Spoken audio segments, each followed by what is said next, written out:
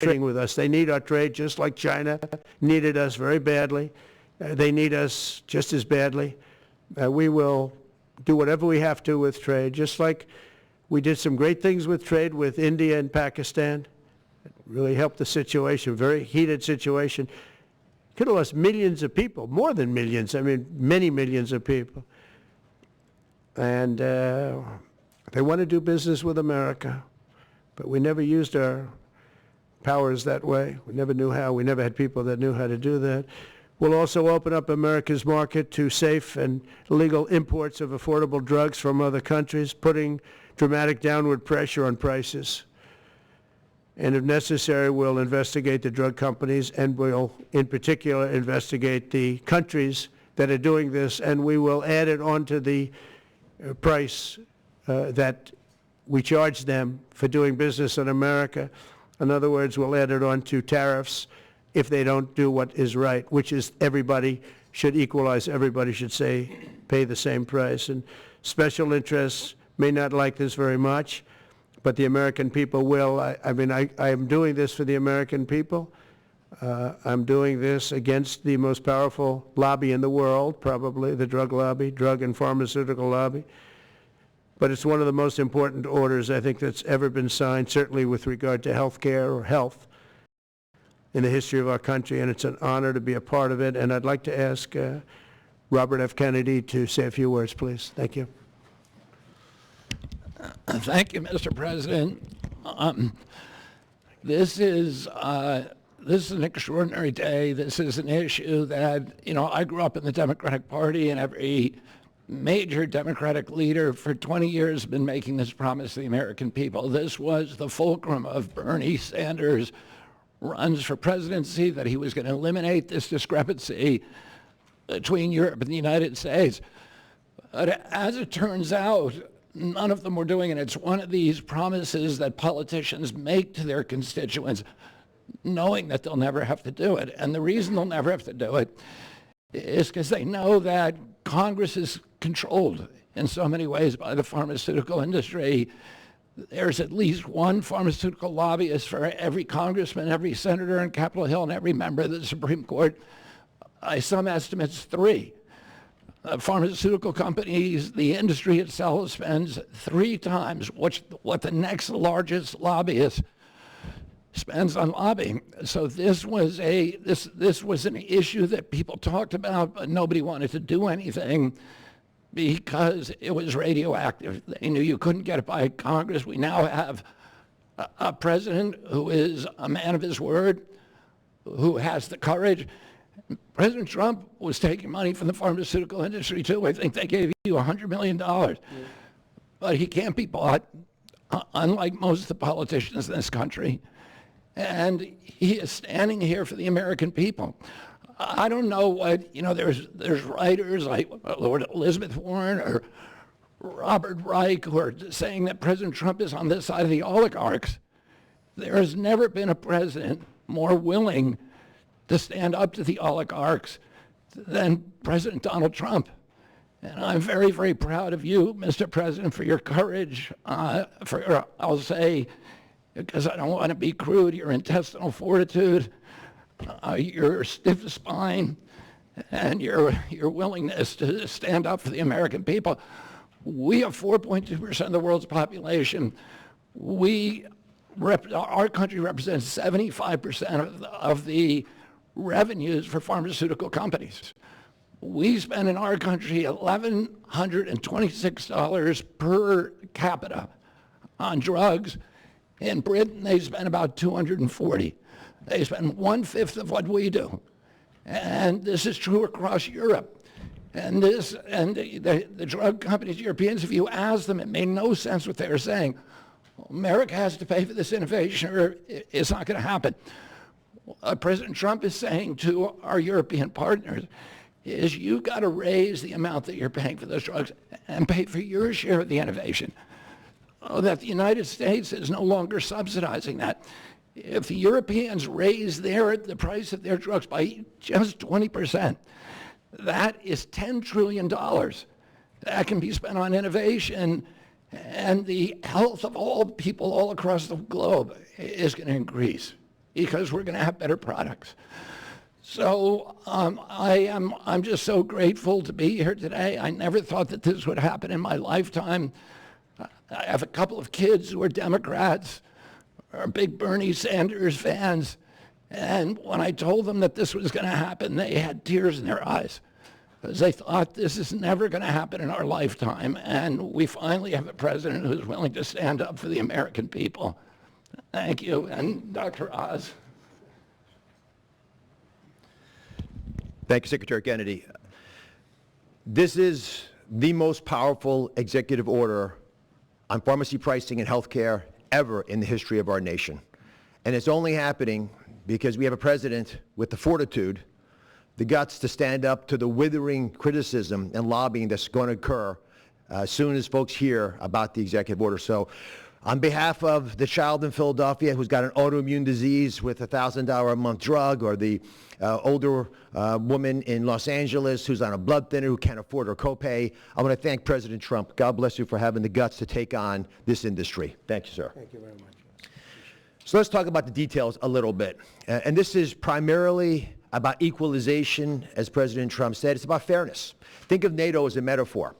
When President Trump said, you've got to pay a little more so it makes sense for all of us, they came up, and the European countries contributed. The same thing we believe will happen in this situation. Most people who have thought about this process agree that it is patently unfair to tolerate the numbers that Secretary Kennedy and President Trump have reflected to you. On this chart to my left is a list of the 10 drugs that were negotiated in the IRA. Again, this is the bill, the law, that regulates a negotiation process. This is the best price that was able to be obtained by the Biden administration. And if you look at these numbers, they actually reflect how much on top of the most favored nation price was being paid by the United States. So the closest to me, and Bob, you can point to the Jardians, the closest one, 289%, the one that's closest to you. That means that we are paying in America 4 times more than that drug costs in other countries. Again, 100% is the baseline. It's 289% above that baseline. It goes all the way down to when we're paying 50% more than any other country. That's the range. As was pointed out by President Trump, half the time we're paying 3 times more than is paid in other countries. It doesn't make any sense for the system. That stated, President Trump has over and over again indicated, and Secretary Kennedy reflected as well, we want innovation. We want our technology partners doing the best they can to make the best solutions for drugs to cure as many people in America and around the world as possible. By getting our allies to pay a bit more, as they should be, and they should have for many years been doing, will course correct a problem that's gotten out of hand. And by doing that in a thoughtful, effective way, we're going to be able to get the pharmaceutical industry whole. Those jobs will still be here, will still be productive, will still be curing cancer and a slew of other ailments that plague humanity. America will still be the leader in this space, but we'll be paying the appropriate amount, the right-sized amount for those tasks. So over the next 30 days, the 4 of us up here, together with people standing in the back of this room who are doing a lot of the heavy lifting, are going to be approaching pharmaceutical companies to talk specifically about what we want the most favored nation price to be based on the best data we have. We're looking forward to a thoughtful interaction with these corporate leaders, many of whom we've spoken to and in quiet will agree the system is not right the way it is. They're patriotic Americans. They want what's right. But the fact that in my lifetime, as Secretary Kennedy said, for the first time, we have a thoughtful and aggressive approach, thanks to President Trump, on taking on the special interests, should give all Americans confidence that this is an administration that stands for fairness and should chill the waters for those who believe they can push us away from our North Star, which is to take care of the American people. Mr. President, God bless you. Thank you very much. Thank you. Jay, you want to go next? Sure. Yep. So I teach economics at Stanford as well as health policy. And one thing that's really, really simple in economics is that when you have a persistent price difference for the same product between 2 countries, there is something deeply wrong. And what President Trump has done is a historic measure that should have been done a long time ago. What we're going to do is make sure that those prices become much closer to equal, like a competitive market you'd expect. Right now what's happening is the American people are subsidizing in large fraction the research and development efforts for drug companies around the world by the higher prices that we pay. With this new order, Europe will share the burden of that. And in fact, if you may think of it as like as somehow it's like it's going after drug companies, actually it's helping drug companies. Because what we're also going to do with this order, what President Trump has done with this order, is he's said to European governments, look, if you are taking advantage of the drug companies by forcing them to charge very, very low prices, we're going to defend American drug companies in Europe. At the same time, we're standing up for the American consumer who's been paying far too high prices for far too long. I can go back decades to point to congressional reports after government report after government report of tremendously high drug prices, much higher than the rest of the world, and nothing has been done about it until this moment. And I'm really, really proud, President Trump, that you've done this. I'm really proud to be included in this and looking forward to the work ahead. Thank you, Jay. Great. Thank you, Mr. President. On behalf of the many doctors I've talked to about this very issue, thank you for taking the bull by the horns. Presidents on both sides of the aisle have talked about this and floated it and said they've wanted to do it, so you've had the courage to do it. Thank you. I've been a surgical oncologist at Johns Hopkins for 22 years, and I have seen patients suffer. We didn't take an oath to heal patients and then watch their life get ruined financially, with their home, mortgage, retirement, going down the drain with GoFundMe campaigns, raising money from church communities and synagogues and friends they haven't seen in 20 years to try to raise money for what? For a system where Americans have been getting ripped off by 10, 12, 15 times higher prices than we see in other countries. The fundamental problem in healthcare is that we've had non-competitive markets. We can do little things around the edges, or we can transform those markets to competitive markets, and that's what this executive order does today. Imagine buying a Ford for $175,000, a regular car, and then hearing that people in London are buying it for $10,000 every day, all day long. That is the craziness of this system. We're going to do everything we can at the FDA to support this executive order. It's transformative. Thank you, Mr. President. Thank you. Thank you very much. So thank you very much, everybody. I think it's a very important day. In many ways, you have, we'll start with the Houthis. We go to Pakistan and India. We go to what we did with China, the trade deal, and with UK. And by the way, many other deals are coming in very much. At a certain point, we'll just set the price because we know where we are. But we'll just set the price. But world trade is going to be terrific, and he's going to be making a lot of money. Taxes are going to go down. Taxes are going to go down very, very substantially. But you look at all of the things that we've done, and now today I'm heading over. We'll see what we're going to do with respect to Iran. I think you have very good things happening there, too, by the way. I think can't have a nuclear weapon, but I think that they are talking intelligently. We're in the midst of talking to them, and they're right now acting very intelligent. We want Iran to be wealthy and wonderful and happy and great, but they can't have a nuclear weapon. It's very simple. So I think they understand that I mean business, and I think they're being very reasonable thus far. And don't underestimate Thursday in Turkey. President Erdogan is going to be a great host, and we are doing some work with him having to do with Syria, too, by the way. We're going to have to make a decision on the sanctions, which we may very well relieve. We may take them off of Syria because we want to give them a fresh start. But President Erdogan's asked me about that. Many people have asked me about that because the way we have them sanctioned, it doesn't really give them much of a start. So we want to see if we can help them out. So we'll make that determination. But I think you're going to have maybe a good meeting. You have the potential for a good meeting, that a meeting wasn't going to take place. I insisted that that meeting take place. And it is taking place. And I think you may have a good result out of the Thursday meeting in Turkey between Russia and Ukraine. And I believe the two leaders were going to be there. I was thinking about flying over. I don't know where I'm going to be on Thursday. I've got so many meetings. But I was thinking about actually flying over there. There's a possibility of it, I guess, if I think things can happen. But we got to get it done. We got to save 5,000 lives a week. 5,000 lives is really more than that. It's worse than that. And when you see and you don't want to see it, but when you see the satellite photographs of the battlefield with arms and legs and heads all over the place, separated by 30 yards from bodies. Doesn't make sense. So we're working very hard to see if we can end that bloodbath. Okay, there shouldn't be too many questions. It's been covered pretty well. Mr. President, thank you for taking questions. Two quick ones for you, starting on trade. If a longer-term deal is not reached with China at the end of these 90 days, can the American people expect those tariffs to go back up to 145%? No, but they would go up substantially higher. Okay. And then on You know, at 145, you're really decoupling because nobody's going to buy.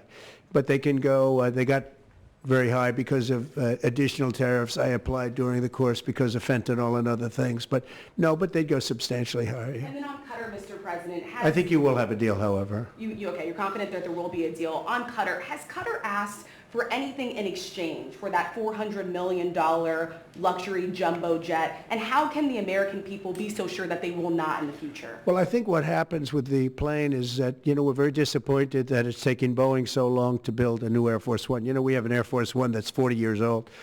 And if you take a look at that compared to the new plane of the equivalent, you know, stature at the time, it's not even the same ballgame. You look at some of the Arab countries and the planes they have parked alongside of the United States of America plane, it's like from a different planet. And it's close to 40 years old, might be more than 40 years old now. And we, when I first came in, I signed an order to get it built. I took it over from the Obama administration. They had originally agreed. I got the price down much lower. And then when the election didn't exactly work out the way that it should have, a lot of work was not done on the plane because a lot of people didn't know. They made change orders that were so stupid, so ridiculous. And it ended up being a total mess, a real mess. And when I came back, I said, by the way, what's going on with the Boeings that are coming in? Well, sir, they're way behind. And they are. They're way behind. They were way behind. Another mess that I inherited from Biden. And it's going to be a while before we get them. And I think Qatar, who has really, we've helped them a lot over the years in terms of security and safety. I think they, and very, very nicely, and I have a lot of respect for the leadership and for the leader, Qatar. And I think they knew about it because they buy Boeings. They buy a lot of Boeings. And they knew about it. And they said, we would like to do something. And if we can get a 747 as a contribution to our Defense Department to use during a couple of years while they're building the other ones. I think that was a very nice gesture. Now, I could be a stupid person and say, oh, no, we don't want a free plane. We give free things out. We'll take one, too. And it helps us out because, again, we're talking about we have 40-year-old aircraft. The money we spend, the maintenance we spend on those planes to keep them tippy-top is astronomical. You wouldn't even believe it. So I think it's a great gesture from Qatar. I appreciate it very much. I would never be one to turn down that kind of an offer. I mean, I could be a stupid person and say, no, we don't want a free, very expensive airplane. But I thought it was a great gesture. And I think it was a gesture because of the fact that we have helped and continue to, we will continue to, all of those countries, Saudi Arabia, UAE, Qatar, and others, we keep them safe. If it wasn't for us, they probably wouldn't exist right now. And I think this was just a gesture of good faith. And I don't get it. Someday it'll be like Ronald Reagan. They decommission them. You know, they get to a certain age, they decommission them. It'll go to my library. They're talking about going to my library in years out. But I thought it was a great gesture. And it's something that was done by Ronald Reagan. They actually decommissioned the plane and he put it in his library. And it actually has made the library, I think a Boeing 707, it's actually made the library more successful. So it was good. Do you plan to use the plane after you leave office? No, I don't. No, it would go directly to the library after I leave office. I wouldn't be using it. No. Mr. President, on the hostage, you said that the release of the American hostage, Adam Alexander, is a step in good faith to end this war. Do you expect any progress, or perhaps announcement of ceasefire during your trip to the Middle East? We hope that we're going to have other hostages released too, as you know. So when I met with the hostages 3 weeks ago that were there for quite a while, you remember the 10 people that came in, mostly young people, 1 or 2 were a little bit older. They were explaining the trials and tribulations. I mean, they went through hell. And I said, how many are there? They said, 59. I said, that's a lot. I didn't realize, because we got a lot out. You know, we got a lot of hostages out, I think you will acknowledge. They said 59, but then they said, they followed that up by saying 59, of which 24 are living, the rest are dead. But the people whose son, mostly son, I think 1 daughter in this case, but mostly sons are there, or husbands are there, those people want the dead bodies as much as they want the live body. I have a mother that calls me, but came up to me when I first met her, and she said, sir, please get my son out. He's dead, but they have his body. And I asked her about that, and it's as though he were alive. The level of wanting that body back is the same. It couldn't be any more, as though he were alive. So, you know, getting the bodies back is very important. That could be a thing having to do with the religion. It could be same. I was amazed at the level of importance. It's the same as if the son or husband or whatever was alive. So they said 59. In fact, they came in with a number 59 written out on like a sign on their chest. But they came to thank me for getting them out. And I said, what does the 59 mean? They said, well, that means there are 59 people. But then they said, but 24 are living. Now it's 21. The number's 21. So now it's actually, we'll get Etan today. We think we're getting him today. So it's 20. So they have 20 live hostages there. The rest are dead bodies. Mr. President, are you open to negotiating your tariffs on cars, steel, and aluminum with China or any other country? Well, we're not even talking about that. We're bringing the car business back into this country. We have commitments, and not only commitments, they've already started construction on many plants. They've left Mexico in a few cases. In a few cases, they've left Canada. They're not going to build in Canada. They're going to build here because we have the market, and the tariffs have been amazing. The election and the tariffs. November 5th was a big day, and on top of that, of course, you wouldn't have the tariffs without the election, I guess, if you look at it. But we have at least 11 committed massive car factories that are going to be built, that are in the process of being built.